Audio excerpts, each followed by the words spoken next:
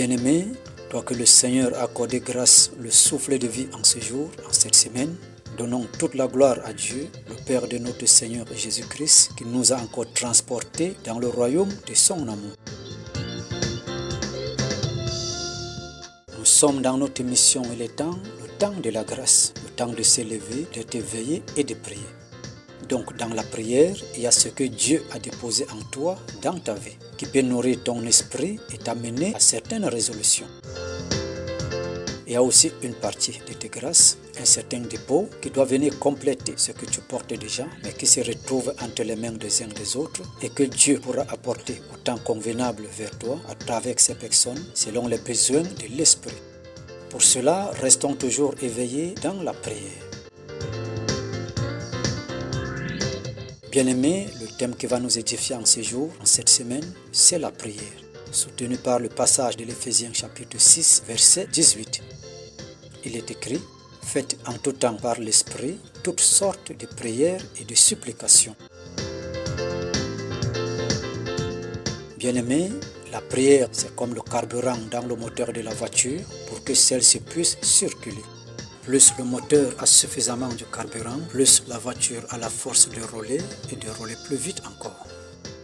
Si la voiture est sur une route compliquée, mauvaise et avec des collines, le carburant peut vite finir parce que le moteur est confronté à de grands efforts.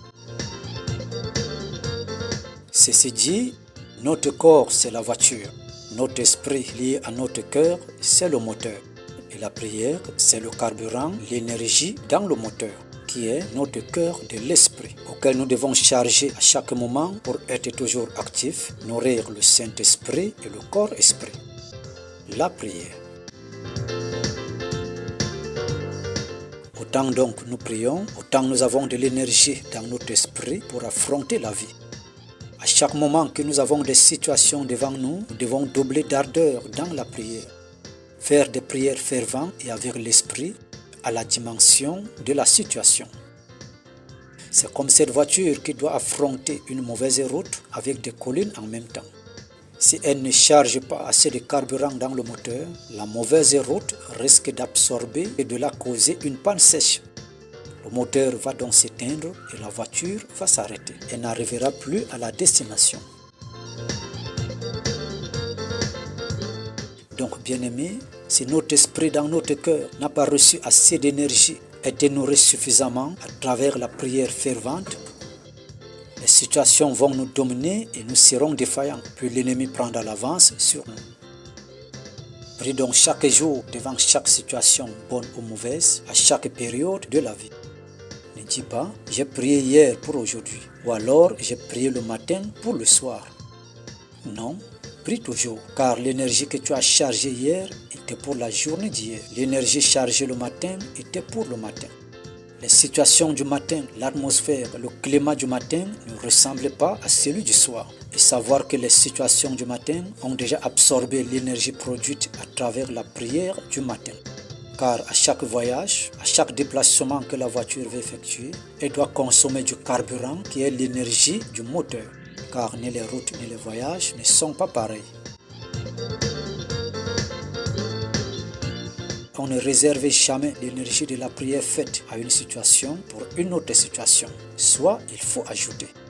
Seul Dieu peut garder en réserve nos prières faites au préalable pour une utilisation prochaine. Mais nous restons toujours éveillés dans la prière. Bien-aimés, nous n'arrivons pas à bien affronter ou alors à résoudre certaines situations dans notre vie quotidienne, tout simplement parce que notre esprit a été faible, manque d'énergie à travers la prière et la parole de Dieu. Jésus-Christ combat pour nous et il accomplit toutes choses. Mais notre part, c'est de prier associé à sa parole.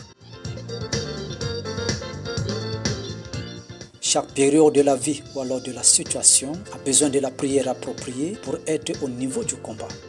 Le plus souvent, ce n'est pas la gravité ou alors le degré de la situation qui nous affaiblit ou alors nous rend défaillants. Mais c'est plutôt le manque d'assez d'énergie dans notre esprit. Le manque de carburant, de l'énergie dans le moteur qui nous rend faibles, défaillants, défaillantes. Et notre ennemi prend l'avance. En d'autres termes, La prière est une bonne distraction qui libère l'esprit. Lorsque tu es étouffé avec des situations, fais une bonne prière dans la disposition du cœur. L'esprit et l'âme seront débarrassés de toutes les épines d'étouffement. Et tu peux ressentir à nouveau la paix. Jésus-Christ est vivant. Cultivons donc la paix en nous, autour de nous, pour que nous soyons toujours disposés pour faire des bonnes prières, des prières ferventes, des prières en esprit, pour le bonheur présent et celui d'avenir qui est la vie éternelle. Chaque personne a un degré, un niveau de prière selon son dépôt, et Dieu agrée cela. Que Dieu restaure notre dépôt de prière, notre vie de prière et nos armes de prière, dans le nom puissant de notre Seigneur Jésus-Christ. Soyons tous les bénis de Dieu à travers notre Seigneur Jésus-Christ et passez une bonne journée sous la grâce du Très-Haut.